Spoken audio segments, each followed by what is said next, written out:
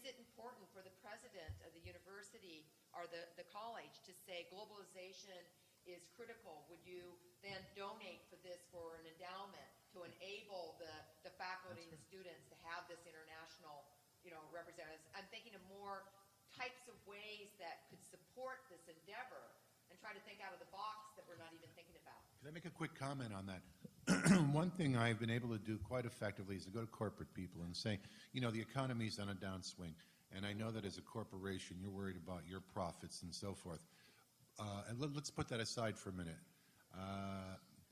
Let's look at the average American family who has a child at a university, and they literally want the child to have an international experience, but they don't have the funds to do it. Would your corporation be willing to help fund that student's international studies? And I got to tell you, I'm getting a greater than 50% response rate on that one. Corporations want to help out students, and they could put a name on the donation, they could put a face on the donation, and you want to know something, they even hire the donation when it's done. So we just have to be thinking a little bit more creatively and not stuck in the box that somehow we're above everything because we're in academia.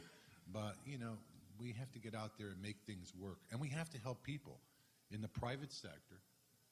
And here's where I'm converting Marty. We have to help people in the private sector feel comfortable with us, be willing to work with us, and understand what we're trying to accomplish. We have to do that.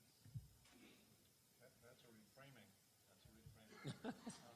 We should also mention that the contribution is also tax deductible. That makes it even better. I guess I would just add that a force for internationalization of our university is in fact the corporate world surrounding us. We are the corporate home to 3M, Cargill, General Mills, Medtronic, companies in different sectors, and they operate globally.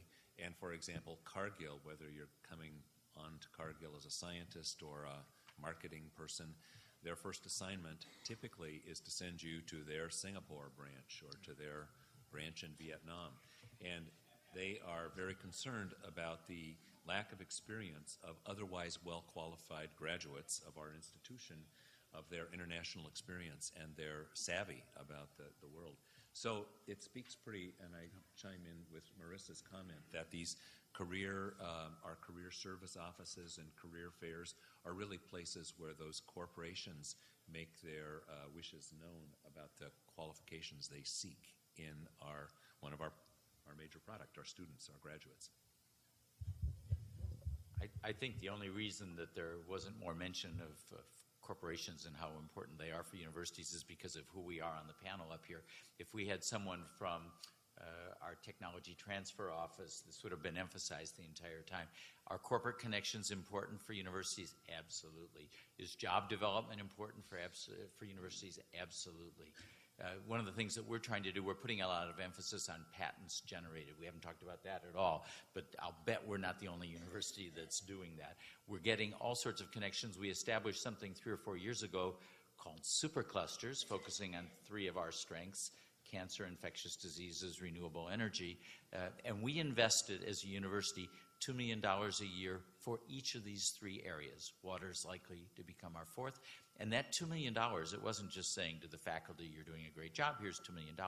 It was in tandem with private sector representatives, and at least half the money had to go to developing an industry. So that's what they've been focusing on.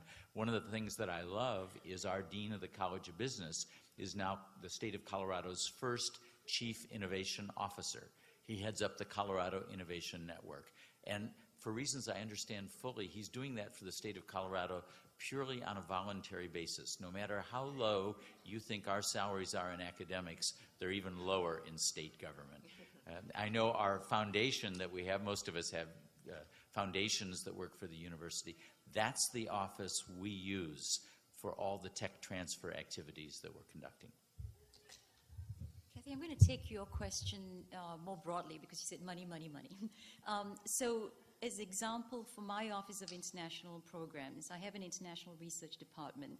I also have a full-time development officer. So that person goes out and raises money, whether it's for study abroad. We've got endowments from people who've studied abroad and now giving back, $1 million from one person because they had a very good experience. It actually was Norway, coming back to Norway multiple times.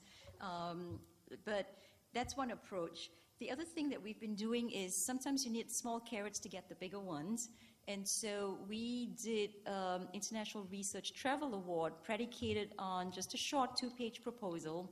But they had to show, if you get these money to go ahead, what are you going to bring back in terms of a research proposal or a publication that you need to get completed.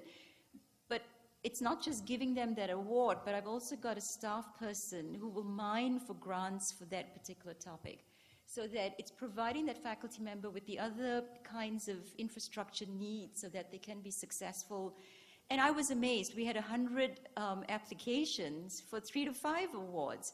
But what it provided was also information to me. And Marty, I'm going to say, I had a third assistant professors, a third associate, and a third full professors applying for these travel awards, which was very informative for me, but also that it came from English and music just as much as it came from material sciences and other areas.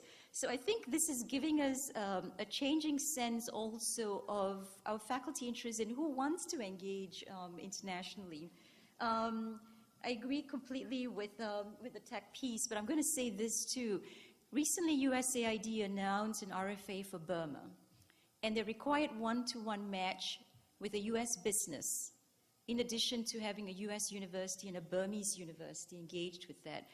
So it brings back to the corporate piece of it.